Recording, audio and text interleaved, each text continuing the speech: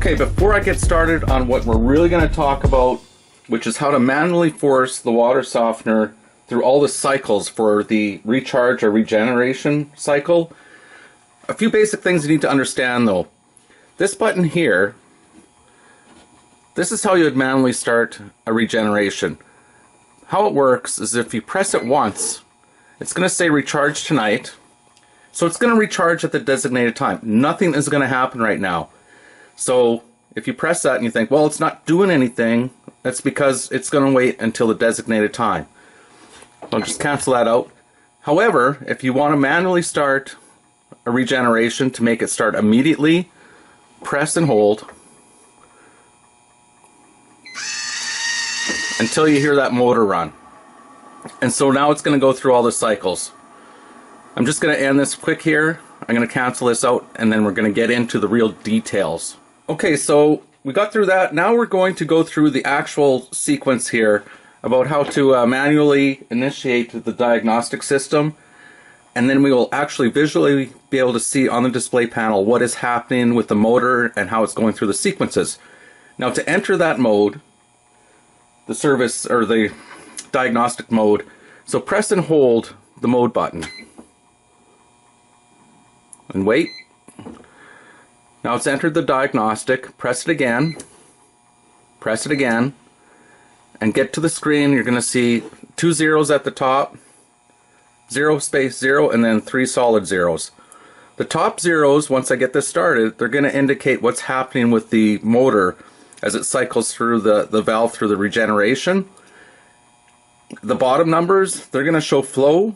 And the other thing that you should do right now is identify where, when your softener normally recharges, where does the water drain out? Because there should be a hose that goes into a drain or maybe into a sink, because you'll want to take a look at the flow. I can't show you that on mine because mine's hooked directly into my plumbing, so I can't show you the water flow. What we're going to do is press, it's in the diagnostic mode again. This top number is going to show the position of the motor and what's happening. In the middle here, you're going to see a thing show up and it's going to start rotating. When that's rotating, that's an indication that the motor should be running. If you don't see that spinning, then the motor shouldn't be running. But if you see it spinning and you don't hear anything, you can hear the motor when it changes the valve. If it's spinning and you don't hear anything, then that's first step. There's a problem probably with the motor. It's probably burnt out or something.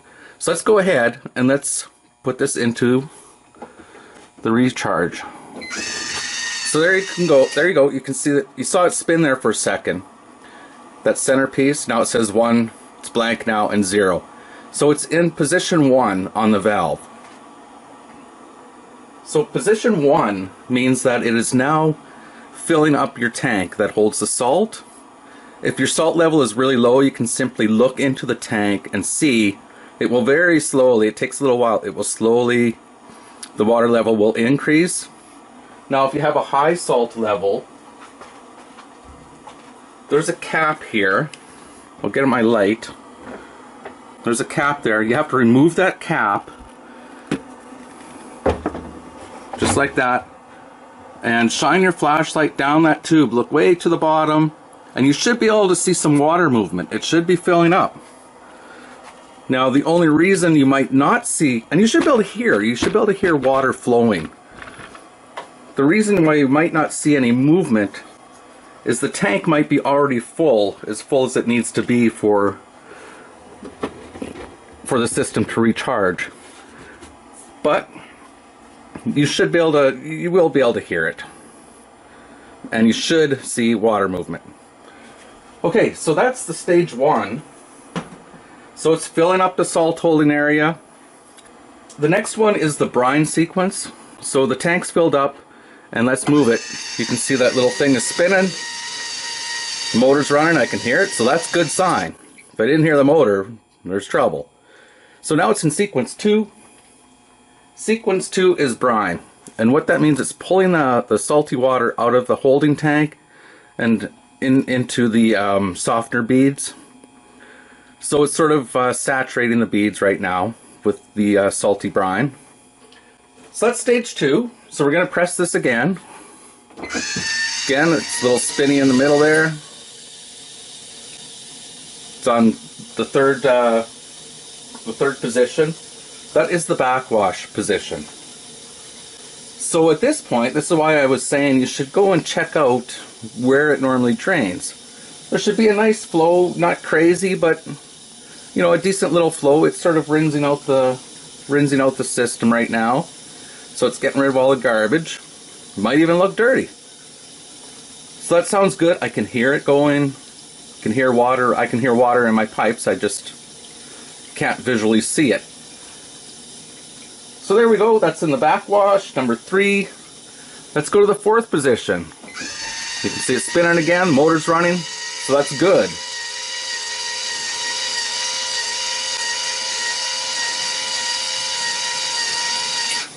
Now this is the backwash position. And what you should see here now, the water flow at your drain pipe should increase quite a bit. And I can tell mine has just from the sound. It sounds good. I can hear the water running. Excellent. Click that again and we're going to go. Same thing. You can see the little spinny thing going. Motor's running. Good. And that was the completion of the cycle. I mean, in theory, normally this takes, you know, probably an hour and a half, 2 hours to do, but this was just a verification of all the processes that occur. So if everything sounds like it was working correctly, then there's probably nothing wrong with your softener. I hope you enjoyed the video. I tried to keep it short, tried to keep it to the point. As I say, these things are complicated in some senses and not so complicated. There's so many issues. That's why I have individual videos, because once you determine a problem, maybe you can go to that actual video and figure out how to resolve it. Please check in the description. I'll put links to all the videos. Please like, please subscribe. It helps me out so much for making these videos. Take care. Have a great day.